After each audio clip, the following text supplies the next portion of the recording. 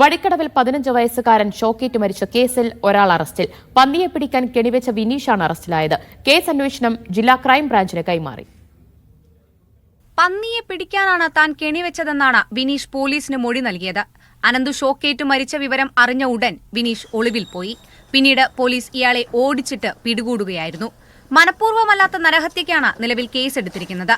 വൈദ്യുതി വകുപ്പിന്റെ റിപ്പോർട്ടിന്റെ അടിസ്ഥാനത്തിൽ കൂടുതൽ വകുപ്പുകൾ ചേർക്കുമെന്ന് നിലമ്പൂർ ഡിവൈഎസ്പി പറഞ്ഞു.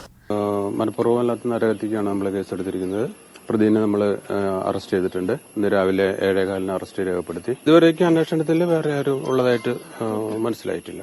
സംഭവത്തിൽ വനം മന്ത്രി ഉൾപ്പെടെ ഗൂഢാലോചന ആരോപിച്ചതിനു പിന്നാലെ കേസന്വേഷണം ജില്ലാ ക്രൈംബ്രാഞ്ചിന് കൈമാറി. ക്രൈംബ്രാഞ്ച് ഡിവൈഎസ്പി സി അലവിയുടെ നേതൃത്വത്തിൽ അന്വേഷണം നടക്കും. പ്രതിയുടെ ഫോൺ കോളുകൾ പരിശോധിക്കും.